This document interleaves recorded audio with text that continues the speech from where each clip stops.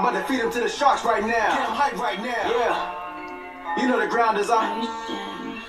Yeah. Everybody that trains, you know the game. Yeah. So let's get it. Slap it up, bump it, and roll. Hey. Yeah, that's the way that it goes. Ain't no better way to better yourself in this game. You're feeling the growth. That's time on the mat. We put in the work. Believe it ain't easy, I know. But we train for the love of the game, the love of the art. Now slap it up, bump it, let's roll. Welcome to episode 23 of the BJJ Campaign Podcast. My name is Jeff Boone. I'm an A3, blue belt, one stripe. This is Phil Coors, A2, blue belt, no stripes. Well, Phil, we had a week off. I should say I had a week off. How was it? It was awesome. Did you do any jiu-jitsu? I didn't. It's the craziest thing ever. 7 days. When's the last time you went 7 days without doing anything? Whenever my knee... Well, I went to class, but whenever I had the PRP shot in my knee, I did 7 days, but I did go to class just to take notes. Okay. So that was back in June of 2017. So this was the first time you've done no jiu-jitsu anything for an entire week? Well, granted, you know, my boys wanted to see some of the work that I've put in. Okay. You know, Okay. just for the audience, I went to Colorado with some, some old friends, people that I grew up with through kindergarten through high school. And we went out to Denver to go snowboarding.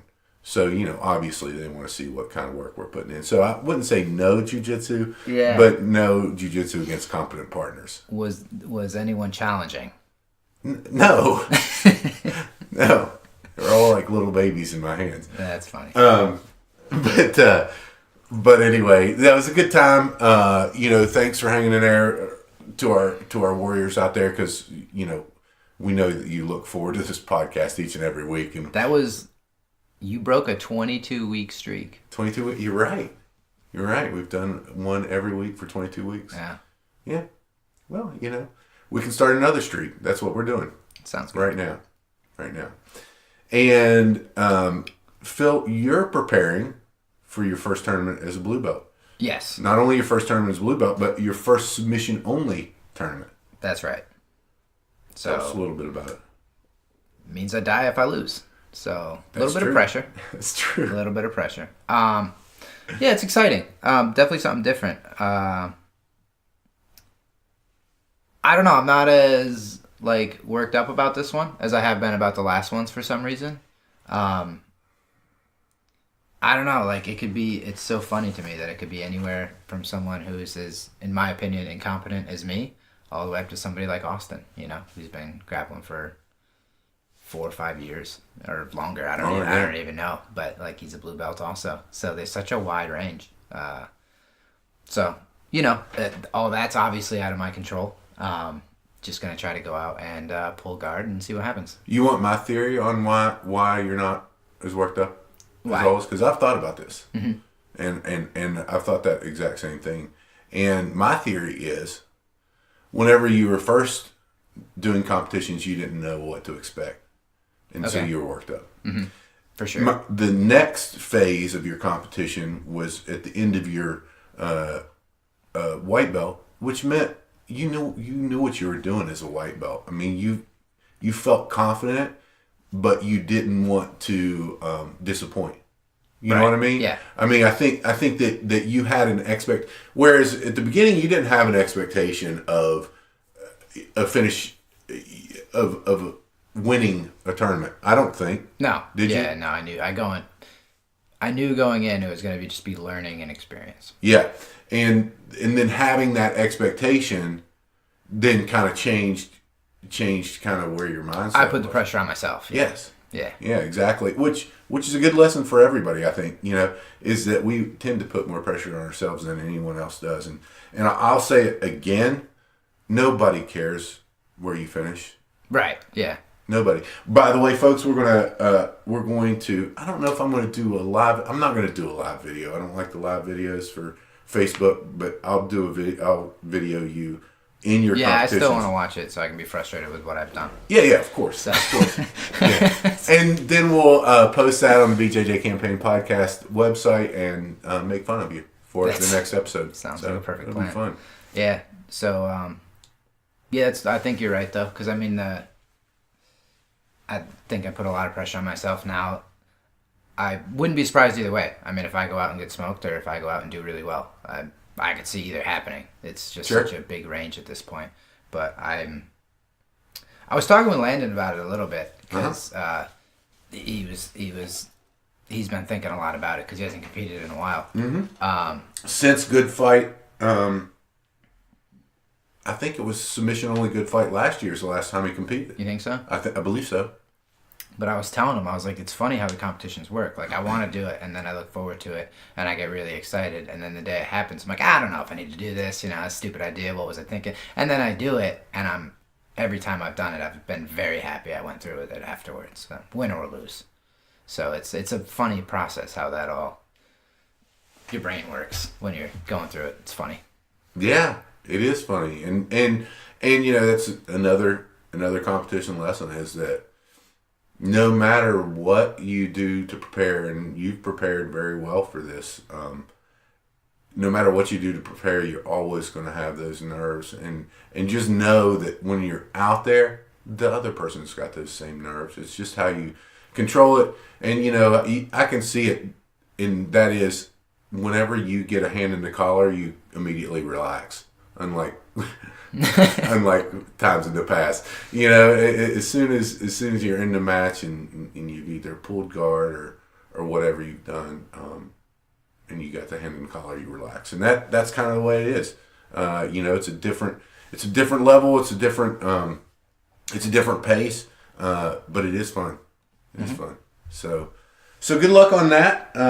We'll be with you there, obviously, and so. Today, on today's episode, we're taking from an article I posted, I think about a week ago, 3 or 4 days ago, maybe. Yeah. On the Facebook site is the Jiu-Jitsu Times article, 50 pieces of advice from grapplers to their white belt selves. The article's by Kimberly Kay. She's a blue belt under Pino Cruz.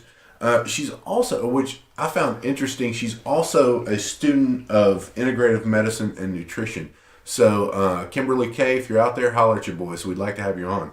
I think that'd be a really interesting podcast with her studying nutrition and obviously being interested in the improvement aspect of jiu-jitsu. So, Phil, what struck you about this article?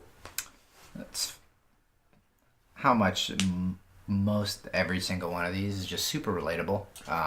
You just kind of go down the list, and it only takes you a minute to read it, but you kind of just smile at every single one because you've been there at some point or another for every one of these. It's advice that everyone has gotten within the first year of their campaign, right? I mean, and I was a white belt like 4 days ago. It's not like it's been very long since that situation, and I still think most of it applies to me now, obviously. But same here. No, I like it quite a bit. I thought it was a good read. Yeah, so everyone, we're going to kind of rehash the article. We're not going to talk about all 50 things, obviously, but we do want to hit on the important things or the things that we've noted that we felt was important. So, well, getting right into it, I'll just start with I'm going to skip down to number 3 because it kind of ties into number 1, but and it says this was the most common, but to breathe. Yeah. That's it. Yeah. And I think I've told the story before, but this was really the change in my white belt spaz, big, stupid jiu-jitsu person to not as stupid and not as spazzy. And that was, because I've said it before, but I had 2 minutes of fury in me in my rolls, and that was it. Yeah. That was it. It's a terrible way to roll, folks. Don't do it. Don't do it. And I'll never forget, I was rolling with John that day, and he was probably shaking his head before he rolled me, going, "Oh God, this big guy's, just trying to protect themselves from not, me not landing on him or doing something stupid." But But whenever I was down there, and it was probably a minute in, I was just, freaking out. I didn't know what to do in any position. I was probably 3 or 4 months in to my campaign. And he was on top in my guard, and he patted me on the chest real gently. And he goes, Jeff, just breathe. Just breathe. And I don't know what it was. I don't know what it was about that, but it changed. It was one of those changing moments in my jiu-jitsu campaign, in that I was like, yeah, I get what you're saying. And he wasn't saying just to breathe. He was with one word of breathe. It was calm down, get your shit together, stop fucking around, get serious. And whether he meant that or not, I think he probably did. But it changed my whole outlook on jiu-jitsu and really helped. So that was a really, really important one for me. Yeah. Maybe more in the kind of relax and think more than the other ones you were saying. Not that you didn't need to do that anyway, but I've seen it, and I saw something the other day, yesterday I think it was, along the same lines, where you're kind of like holding your breath to help you pull harder or squeeze harder or whatever on whatever you're trying to accomplish, and then you're wearing yourself out versus using the mechanical advantage and breathing at the same time. The other person should be the one struggling, not you. So yeah, I think let's go back to the submission is a gift. Yeah. Right? I mean, that tells it all. If you find yourself holding your breath to squeeze harder, you're not doing it right. Mm-hmm. Yeah, no, 100%. And then trying to throw the people off, and it works sometimes, may work against somebody smaller or newer, but then what happens when the person is bigger?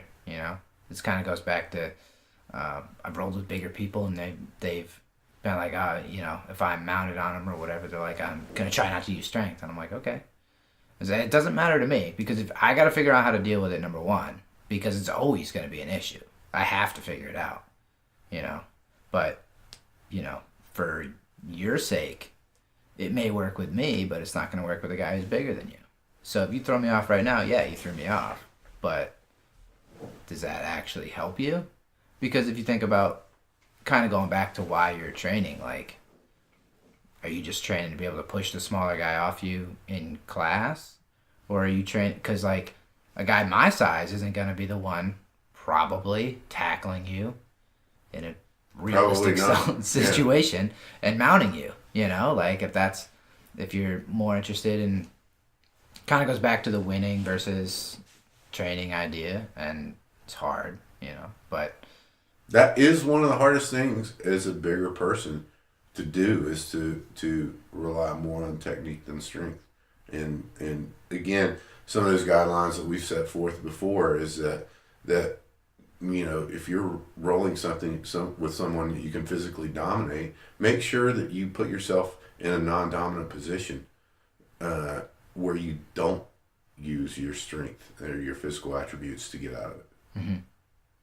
But at the same time, that stuff helps me. Like, it's frustrating when it happens, because there's times where I'm just like, you just kind of threw me off. It sucks, but it's not going anywhere, Yeah. And you're getting better at your arm bars. If they start throwing you off, you're going to try to hit your arm bars faster, right? Yeah, I mean, I got to figure out how to deal with it one way or another. So, but yeah, going back to the breathing thing and submission being a gift and all that, yeah, you shouldn't be, if you're going for the submission and you have the better position, you shouldn't be holding your breath to crank on the arm harder or squeeze tighter for a choke. I mean, then it comes down to who can hold their breath better versus you have the better position, should have the mechanical advantage if you're in the armbar position or whatever, if you're doing it right.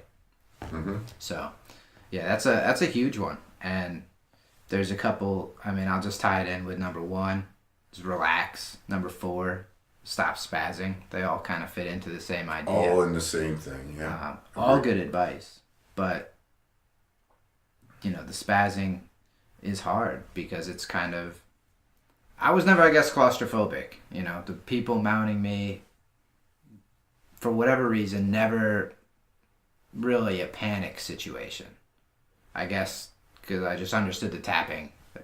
I was, if I need to get out, I can, But it was never like a panic situation. But I get it. For sure. And it sucks when you can't do anything, or it feels like you can't do anything. So the spazzing, I get why it's natural, and it kind of ties back in. I feel like a lot of it ties back in more than panic. I feel like it's the winning aspect is harder at first, where it's kind of like I guess tying it into that flow rolling we talked about last time, where you start off going 30% and then all of a sudden you just don't like where this is going, and it just slowly turning up the dial versus letting it go and keep moving kind of thing. Mm-hmm. Yeah. Mark and I had a great flow roll last night at Nogi. I don't know why I said that, but it was really fun. I just really enjoy it. Yeah. They are, like, especially when you're trying to get on figure out something new, because it's like it was funny with the X Guard stuff Monday, I think it was, I can't remember, but they like pick a position to start in lower rank, and I walk out and I was like, hold on. So just for the audience's sake, I've been trying to get Phil into leg locks for the last year, and he's had zero interest. I mean, I bought the Enter the System, John Danaher leg lock system, and we started watching it together. He had no interest. Like 5 minutes into it, he was on his phone, checking Facebook, texting, everything else. It kind of broke my heart. I'm just going to be honest with you, Phil. It broke my heart. Well, I'm still really not interested in leg locks at all. But you're interested in the entries, the X guard, the single leg X, the sweeping aspects of that, which is the best part of the leg locks. Okay. So, I'm pretty excited about this, is what I'm saying. Yeah, no, I've noticed people that used to just kind of let me start in my closed guard are no longer doing that. It's kind of annoying, but I get it. It's because you're dangerous. And they're just immediately passing my guard, and I don't like it. Right. So I'm trying to figure out the next open guard, something to do to not immediately be underneath somebody else. Yeah. So we did the X guard a week ago, whatever it was,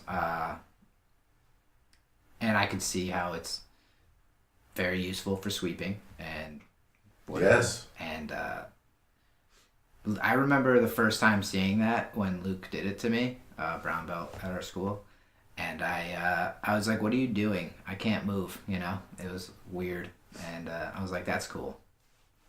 But yeah. So we did that. I'm interested in it, but the entries are a little confusing. So flow roll would be a nice way. Because, as soon as somebody wants to stop me from getting into it, it's not going to take much. So flow roll is a great way to kind of work that out. Absolutely. Fluid drilling, whatever. Absolutely. But and from many different positions, because you can hit that single leg X whenever you're getting out of mount. You can hit that single leg X from whenever you're in your opponent's half guard. There's so many positions you can hit that from. Yeah. It was also mind-blowing to me. I don't know, probably other people don't know it. When John was showing me and answering some of my questions, and I kept hearing the single leg X. And I remember when you first bought the DVD, you wanted to drill kind of back and forth on each leg, what they were calling the Ashigarami position. I never, realized until Monday this week that when I saw John get in it, and it finally clicked, and I said, "What's the difference between single leg X and Ashigarami?" And he said, "It's just everything comes up with a new name all the time, kind of thing." So it's the same position for those who didn't know, like me, until Monday. Yeah. I've heard of all of them, but until you kind of. Yeah, and you were always like, yeah, Ashigarami, yeah. Yeah, those are real cool. Yeah. So, yeah, I get it, Yeah. Downplayed it a little bit. But, yeah, that was a facepalm kind of. It's another one of those where mind-blowing, all of a sudden you realize something that you thought you knew or seemed obvious. And, they should figure out the names. It would make things a little easier. Jiu-Jitsu's really horrible They about should that. figure those out for people. Terrible about names. They got to name everything. So, but anyway, thought that was cool, and maybe somebody learned something because I had no idea until this week. But yeah, that all ties into the stop spazzing stuff because, like, if somebody's, again, trying to shut that down, obviously they're going to, and it kind of goes back to the going 100% every single rule isn't necessarily the best idea, but start doing yoga now so you don't have to be the 50-year-old dude in the beginner yoga class. Yeah, yoga's good, man. Yoga's good. I've slacked off on my yoga. I used to do yoga about once a week. I do about once a month now, and usually whenever I'm traveling, because it's easier whenever you're traveling to go to. There's yoga studios everywhere. I prefer hot yoga. It really helped a lot with my hip mobility and opening up my hips and also my back, along with the adjustments that Dr. Blake gives us.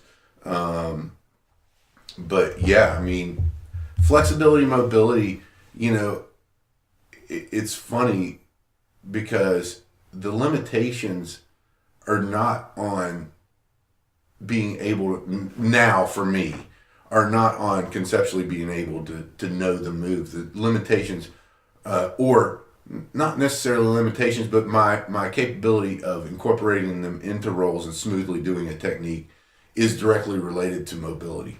And realizing that that mobility, you know, as you do this more and more, your mobility gets better and better.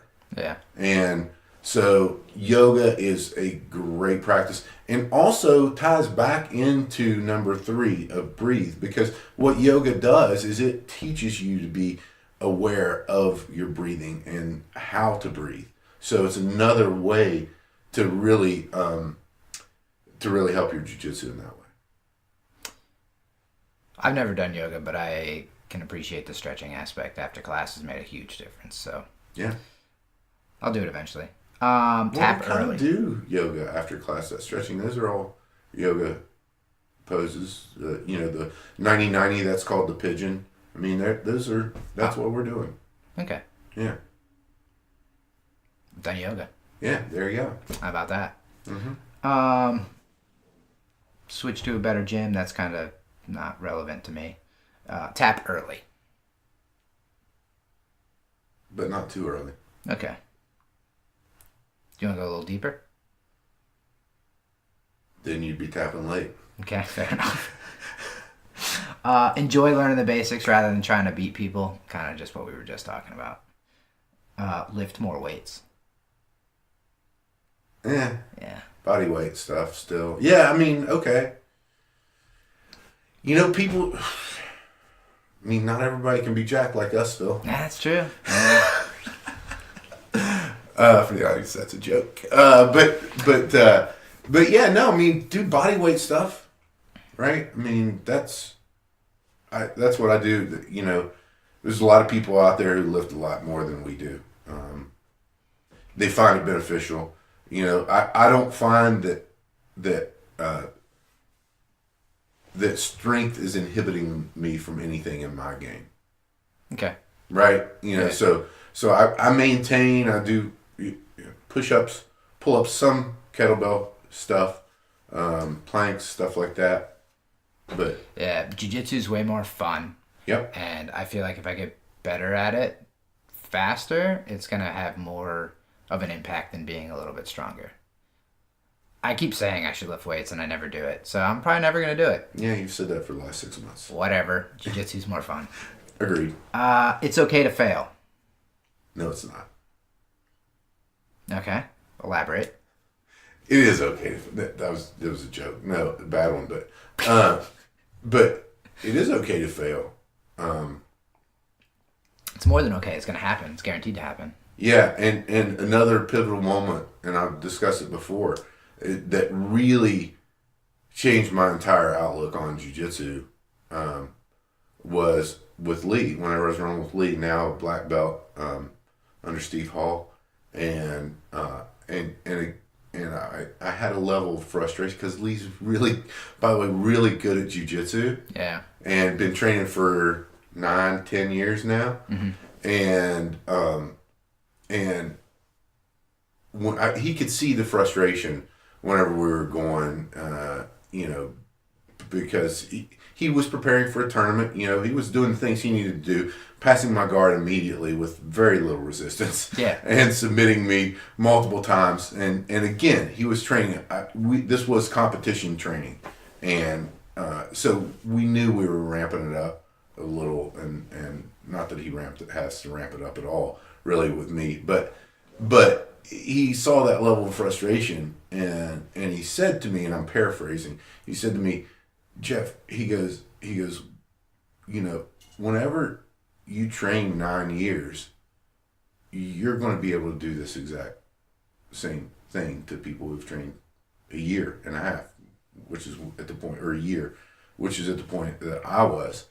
And it sunk in, and he said, and would you really want to train if someone that had only been doing it a year and a half could actually be effective against someone who's been training 9 or 10 years?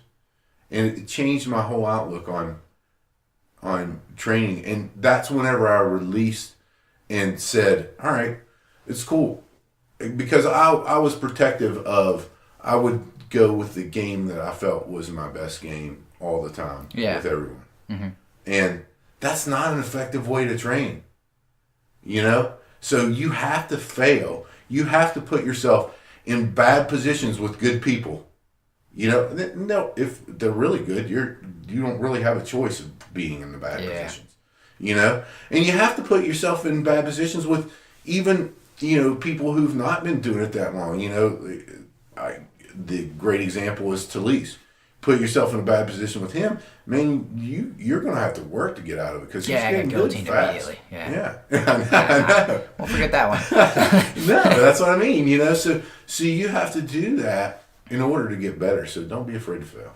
So I took that totally different and went back to more, that struck me in the same way that Jeremy was talking about, where don't be emotionally attached to the outcome, because that's what happens to me when I try to sweep people. Is I don't want to give up what I have and open it up and get better, Same thing I've been talking about forever, but that's how I took that, is you have to do the move horribly, fail at it, to figure out, what you're doing wrong. Yeah.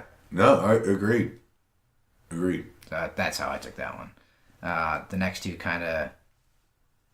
three kind of all fall into the same category. Don't take it personal. Don't overthink it. And it takes time. Mm-hmm. All those kind of go into the same category in my head. But, stop waiting to be good at jiu-jitsu to get serious about jiu-jitsu. I don't know. I was serious immediately when I was extremely terrible. But go ahead. No, I mean, I was too. But I think it goes to... I think... Two, they're trying to say, the words, just show up to train and you're going to get better. Yeah. Okay. It's true. Yeah. Right? It's true. Yeah. But if you show up to train with a purpose, i.e. being serious about training, you're going to get better faster. Yeah. If you just kind of show up and talk through drilling and don't, you drill it 3 times and then you think you're okay, and then I follow. Drill it 10 times. That's been our, I'll have to say, that's been our philosophy for a very long time. I mean, and John, impressed upon us early with that too. That's important, to take your training serious, and it is, and you're going to find if you do take your training more serious. I'm not saying, listen, we laugh and have fun all the time in jiu-jitsu. I'm not saying that you're there with stone face, I'm doing jiu-jitsu today, or that was kind of a Jocko voice. But he has fun doing jiu-jitsu too, right? Whenever we were there, he was having a blast. He was telling jokes the entire time. Yeah. So, no, I mean, we laugh, obviously, and I mean, Joey's been making the same joke to me because I've been working with him a lot in the advanced class. I mean, every single time I do the move the first time, and I'm like, well, that's a start, that's terrible. We'll figure it out. And he's like, oh, you did it for the first time and you don't have it perfect yet? What's wrong with you? Yeah. And it's just making that same joke where obviously it's not going to be good, but, I like working with Joey because he does a bunch of reps. Yeah. Same reason I like working with you. This is gonna take a while. I'm gonna, need to do this a bunch of times. We're not, we're not the brightest bulb, So yeah, other people might be having more natural predilection towards that movement, but we don't. So we got to do that. So yeah, that's a good approach. Next one, the only belt that matters is black belt. Don't worry about the next belt. I highlighted this one because I like it and I don't like it. Right? And here's why. Is because, is that a goal with the black belt? It was on my refrigerator for a long time. You remember? You take it off? It's not been there for a long time now. Oh, okay. Yeah, it's not been there for a long time. Because what is important now and is on there is get better at jiu-jitsu. Okay. Right? Because, we've said it before, and I'll say it again. I'm not concerned at all about what's holding my gi together, the belt. I'm concerned about getting better at jiu-jitsu. Mm-hmm. And do I want to be? Am I going to be? Yeah. Eventually, one day, if I don't die or have a catastrophic injury, yes, I'm going to be a black belt in jiu-jitsu. But that's not the important thing. None of the belts or the steps are the important thing. The important thing is just doing it for a lifetime. Mm-hmm. They're doing it for as long as we can. So it's good advice, but it's just not advice that kind of fits me completely. But I think that's the right idea. I mean, how many people get their black belt and are like, all right, I'm done? Nobody. Nobody. So maybe that's how they mean it. Yeah, substitute blue for black, and yes, you got something there. But yeah. It's like, I've been doing this for 10 years. I got my black belt. All done. Later. Know everything there is to know. Start 10 years earlier, of course. Body weight pressure is key. Yeah. Don't try to tough out neck cramp. I don't know anybody who would do that. No. Wrap that ankle. Position over submission. I like this one. This was in the Zen Jiu-Jitsu. And to expand on that, grips, position, submission. Kind of the hierarchy of how you, or a basic outline for everything whenever you're rolling in jiu-jitsu. So I like having that simple concept in my mind because sometimes you forget it. Yeah. So grips, position, submission. I'm actually interested in this one. Learn to do the technique on both sides from the beginning rather than just your strong side. Yeah, that's not something I'm good at. Not even something I think about. No. That's why I highlighted it. Okay. Because we probably need to start thinking about that. Why? Because two things. So first is everyone passes to the left, right? Except the good guys pass to the left and then pass to the right. Yeah. Right? Everyone, does a foot lock on your left foot. Yes. Definitely true. Right? Yeah. So if you can do it on the right, there's probably going to be it's going to be tougher to defend. Listen, I know from my own personal experiences that I have a harder time defending stuff that's not done on, because John will do it all the time. He'll do it on the opposite side. I'll be like, oh shit, I don't know how to defend the arm bar if it's on my right arm. What am I doing? Or my left arm? It's left arm. Is it left arm? I feel like we do arm bars both sides. Yeah, we do. That's a bad example. Yeah. But at any rate, the foot lock definitely is. The foot lock is. That's one I was noticing when I was talking. I was like, man, people keep grabbing my left foot, but probably put together the right arm, left foot thing as we were saying that. Yeah. So this is something that I guess we're just gonna have to start doing, Phil. Yeah. You don't seem that enthused about it. I see passing. I see the appeal to that, but I don't see the appeal for me starting the like cross choke with my other hand. I do the triangle on both sides. I arm bar whatever arm is in front of me. I guess I'm missing where probably helps with everything. The same as every, you know what I mean though? Like if I see, I only do the Kimura to the left arm really from guard. You know what I mean? It's because you only pass that way.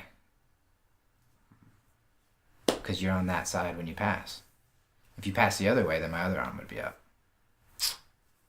It would require me turning my back for the other case to be up. But at the same time, I think what would help though is just like with general movement stuff and whatnot, being able to go. For example, your basic stand-up self-defense stuff that we learned, you know, your first class, and you review every time. I've done that collar grab pull, if not every fundamentals, and 99% of them in the review period where somebody grabs you and yanks you forward. Yeah. And I know to step through, hit the arm up, back step, keep your head in. Marshall injured his right arm, so he's pulling with his left.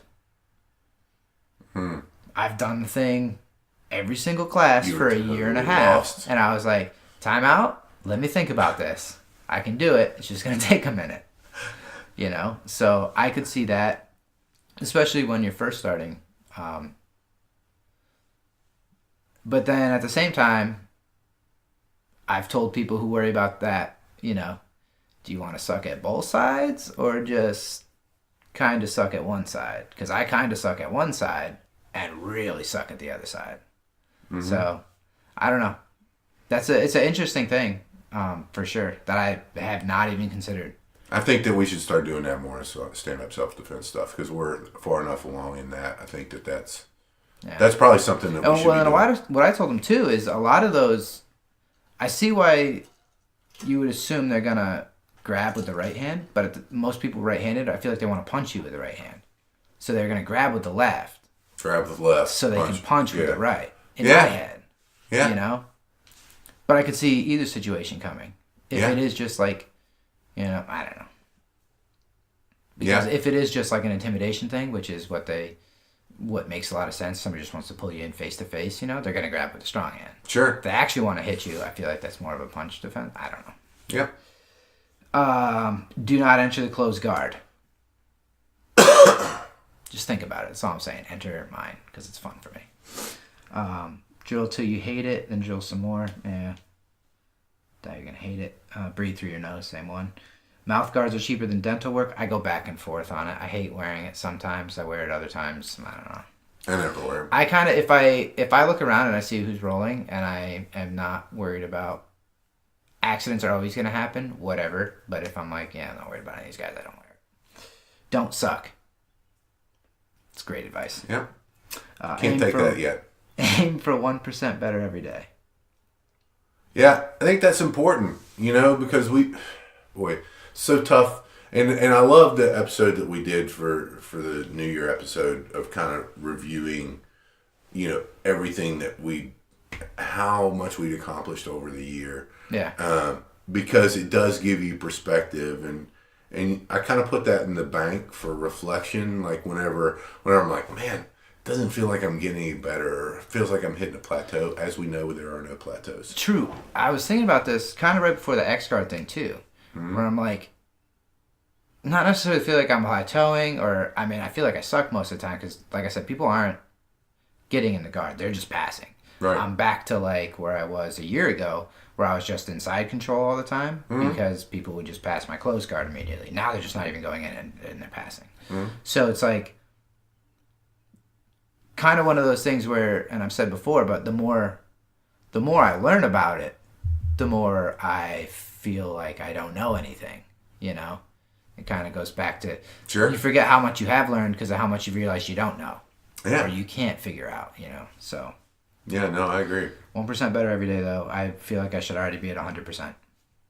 Thoughts? Yeah, but it goes to 1,000,000%. Oh, is that what it is? Yeah, okay. yeah. So, yeah. Damn. Sorry. Thought I had that figured out. Yep. 33, don't suck. Yeah. Okay.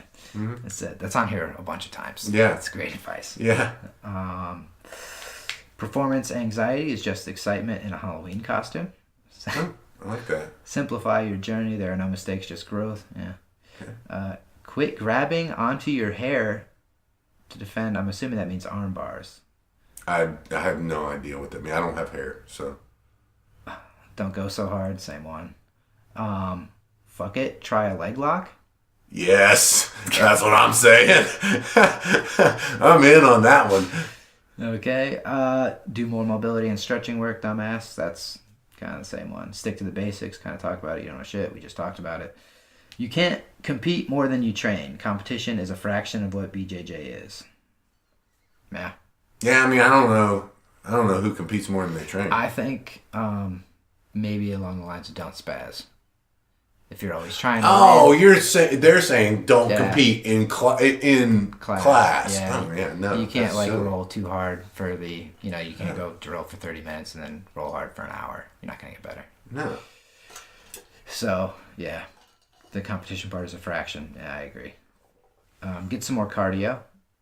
Then get some more cards. I don't know what it is. Check your ego at the door for sure. Be kind to your joints and your spine. See Dr. Blake. Yep. Show more gratitude toward training partners and professors. Super important. Right?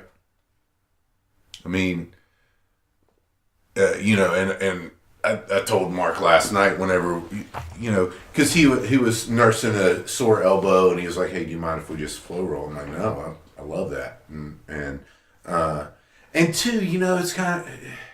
Because whenever you're rolling, Mark and I got our blue belts at the exact same time. And, we're really close in skill level. And it can become a lockdown situation. Yeah. So therefore, I almost prefer that against the guys that were more closely related in level to. And,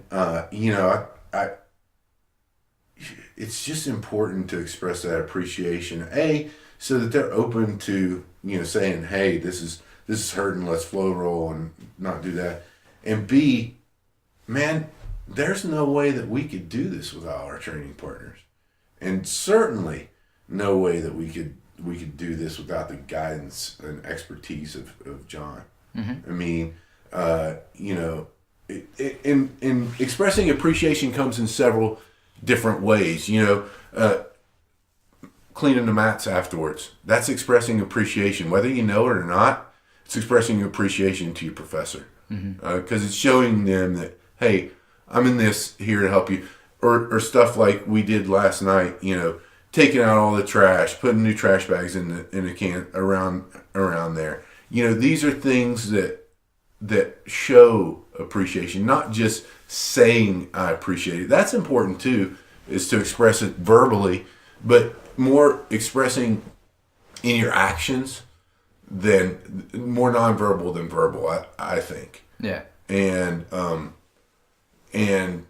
if you use the tape at your school, buy some tape, put it in the med kit. If you use the ice packets or the stuff, buy some ice packets, put it in the med kit. These are ways to express appreciation.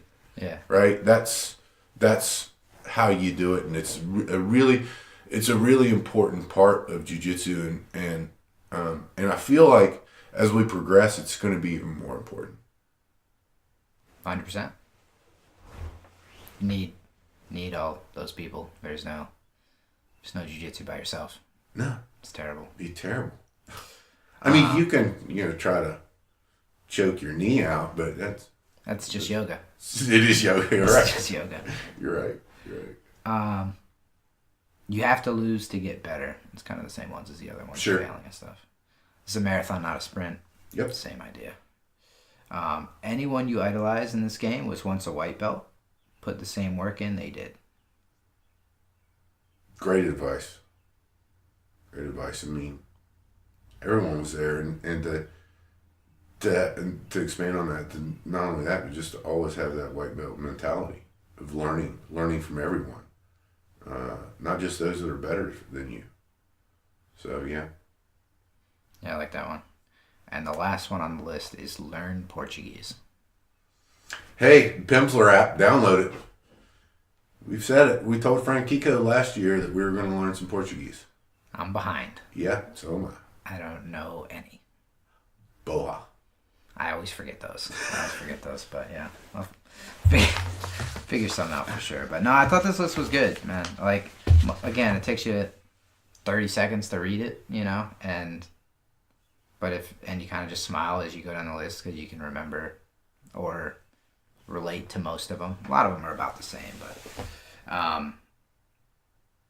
yeah, I don't know. I enjoyed it, and it's funny to think down the list all the times that it applies still. So yeah, and I tried to think of like more for that list. I just couldn't come up with anything. I mean, they really did hit it very comprehensively.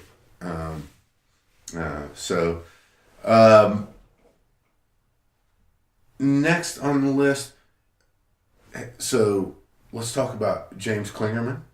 Yeah, James had got a shout out in the BJJ Fanatics article for the top 3 high percentage chokes in BJJ, and his Von Flue choke came in at number 1. So I thought that was awesome. Yeah.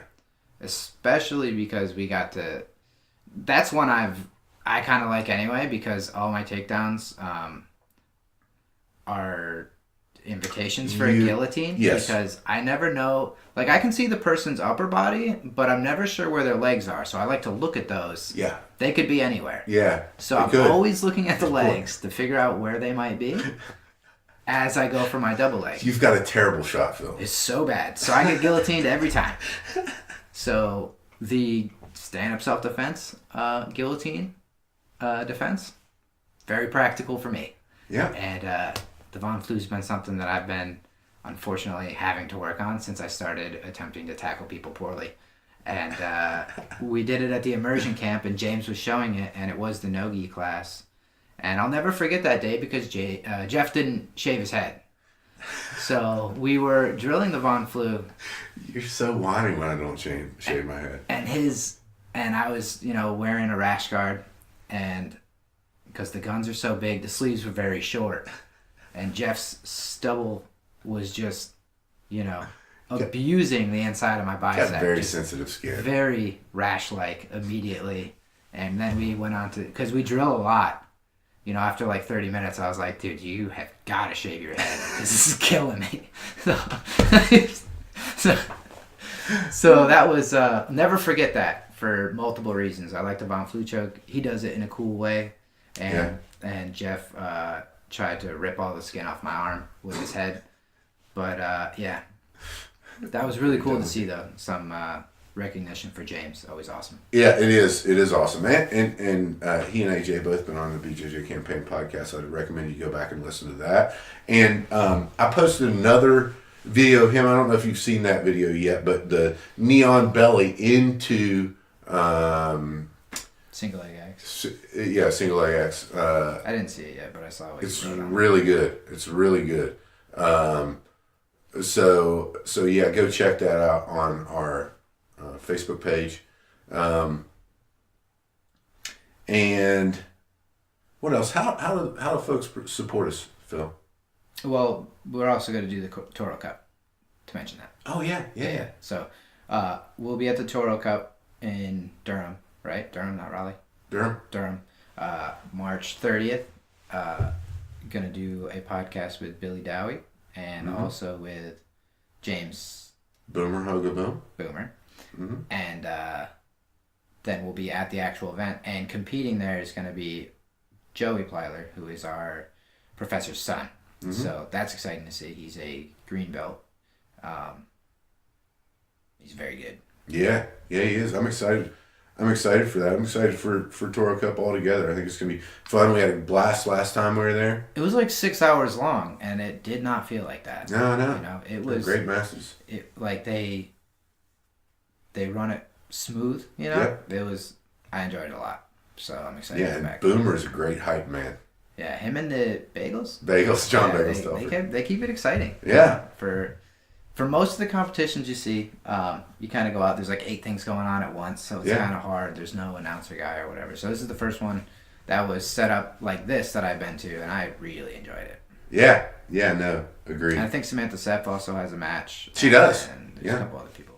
She does. Obviously, but mostly excited for Joey and Samantha's matches. Yeah, I'm very excited. Also, Kim Rice is competing. Kim Rice, world brown belt champion in gi and absolute and her weight class, and so I'm super excited about that. She's really good at jiu-jitsu. It's awesome. Yeah. And thanks to our sponsor, my BJJ Notes. Mm-hmm. We appreciate their support. And we'll be. There was no take notes on this list. Yeah, Take Notes was on the list. Was it? Did I skip over it? Yeah, I think so. It was on the first few. I think. Ooh, yeah. That's an addition to the list if it's not on there, because that's super important. So my BJJ Notes, appreciate them, and we're going to be announcing probably in the coming weeks a new sponsor. Yeah. It's not on the list. Nah, no take notes on the list. Take Notes. That's 51 on there. Boom. Use my BJJ Notes to do that. And we're going to have a new sponsor here coming in the next couple of weeks. We're getting the contract signed. Very official business. Yeah.